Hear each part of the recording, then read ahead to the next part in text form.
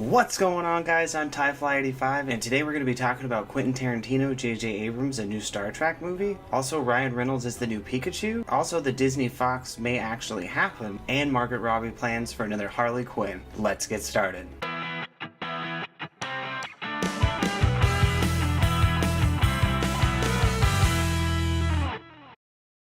What's going on, guys, and welcome back to another episode of MG Nights. Now today what I want to go ahead and talk about is basically all the news that was wrapped up for this week, just in case a lot of you did miss out. Different things as far as new movies and different announcements that have been made as far as when it comes to movies. So I wanted to go ahead and, let's go ahead and talk about those. Now first up I want to talk about, will Quentin Tarantino's last movie be a Star Trek film? Now for a long time now we have heard that Quentin Tarantino does want to quit directing after he directs 10 films, with his 9th film to be The Hollywood in 1969. The project is scheduled for August 9th of 2019. That's the 50th anniversary of actress Sharon Tate and her friend. Over the years we've heard about several possible Tarantino films that could potentially be his 10th and last, including Kill Bill Volume 3, a Pulp Fiction spin-off called The Vega Brothers, a World War II movie about African-American soldiers in World War II, and a remake of Less Than Zero. This week, however, the news broke that Quentin Tarantino is now teaming up with J.J. Abrams to potentially direct another Star Trek film, as Tarantino might direct a Star Trek film. I don't know about you guys, but that could be actually pretty exciting considering the fact that Quentin Tarantino does direct a lot of R-rated stuff. Pretty much all of his movies have been R-rated, so it could be really interesting to see if an R-rated Star Trek film actually pulls people into the seats, which I think it probably could. I wouldn't see why it wouldn't. That actually could be something pretty awesome and a brand new take that nobody's ever seen before, which could be pretty cool. And there's also talks of Patrick Stewart reprising his role as Jean-Luc Picard, which if that does happen, oh my goodness, that would be so amazing. Can you imagine bringing back Patrick Stewart as Jean-Luc Picard? I think people would lose their minds in the theaters, and it would be amazing. I know that I definitely would want to see that for sure.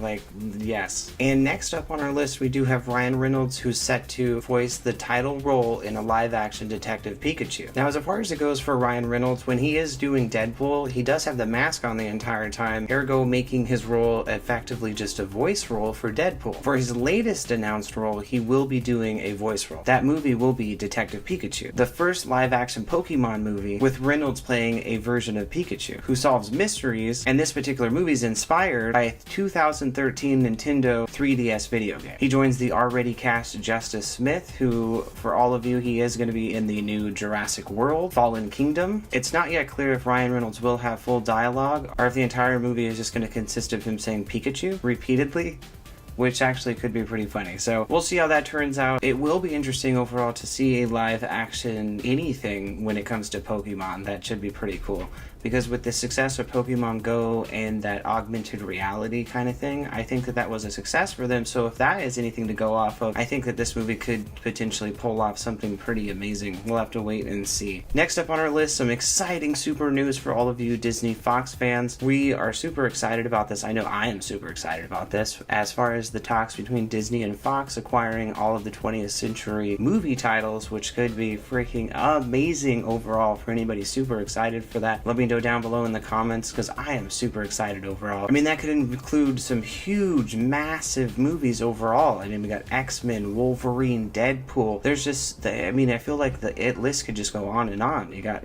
Fantastic Four. You got quite a few. So it would just be really exciting. As far as it goes, currently right now, next week, we will have a definitive answer overall from Disney Fox as to what's going on over there. So definitely keep your eye out for that one. I will let you know the second we know. Alright, and next up on our list, I did want to go ahead and mention we did have some new news as far as Ben Affleck on the last movie as Batman, and that could be in the Flashpoint. So it was just reported that his final supportive role could potentially be in Flashpoint. So the Flashpoint, for all of you not familiar with it, is when the Flash definitely he does some crazy stuff and he ends up altering reality. So with Flashpoint, definitely could be a perfect way for Ben Affleck to get out, because when the alt alternate reality shifts and he comes back, Batman is a completely different person. So it's not Bruce Wayne. So that could be a perfect way, I think, for Ben Affleck to get out. So I think it's definitely could work out overall for Ben Affleck, although I do still like T-Rec87's idea of Batman Beyond. And none of you have seen his video, definitely go check it out because it definitely brought up some really good points overall. So if none of you have seen it, I'll link it right up here. Definitely go check it out. Definitely an interesting watch. Now, Batman Beyond was a really awesome cartoon, so it would be really cool to see them bring that storyline, but it definitely sounds like they're maybe heading to Flashpoint as Ben Affleck's release from Batman. So we'll see how that definitely pans out. Now, another really awesome news that was released this week is Are You Afraid of the Dark? And Pet Sematary is set a re-release in 2019. Now, the reason this is really exciting for all of you who are familiar,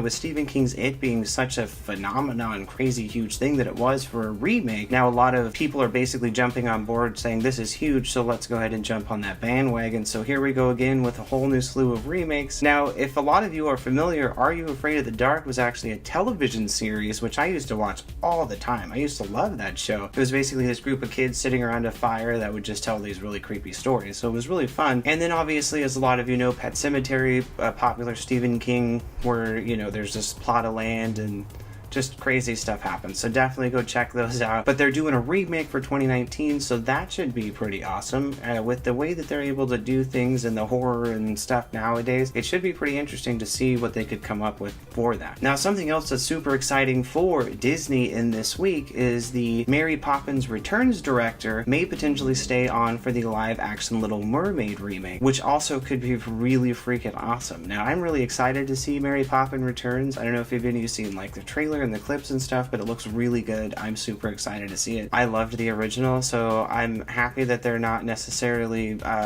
washing over the first one completely like they have done with a lot of remakes. So super stoked, super excited to see it. And I would love to see if this movie pans out to be amazing, which most Disney movies are anyways. So if this one pans out to be amazing, like I'm sure it will be, I'll be super stoked to see that director do The Little Mermaid. Could be really awesome. Now, some other really awesome news with Margot Robbie is she is returning to do a standalone Harley Quinn film, which could be pretty awesome. I've also heard reports that there's going to be a Joker Harley Quinn film, so it is really awesome to think that there could be a Joker Harley Quinn film and a Harley Quinn standalone film, which could be pretty awesome. Also, then there's also the Sirens of Arkham, which also could be pretty awesome, where you have Harley Quinn, you have Poison Ivy, and Catwoman and other characters. That could also be a pretty cool, awesome thing that they could pull off. I don't know about you guys, but I definitely loved Harley Quinn in Suicide Squad, so I'm definitely excited to see Suicide Squad 2 and anything that Margaret Robbie decides to do with Harley Quinn. I definitely am on board because she played amazing. So it would be really cool to see a team-up film if we did end up getting Sirens of Arkham, which could be pretty awesome.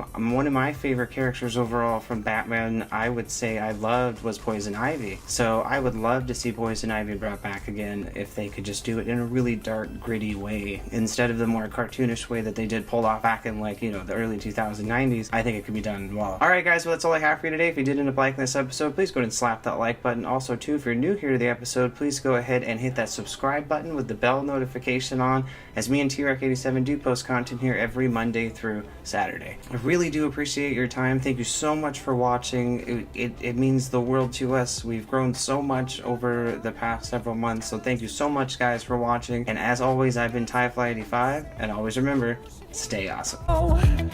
I'm happy to make time for your feelings, but you have to admit I already do. Let's just break it down to you and me uptown, dancing all around till the disco ball pops. But I have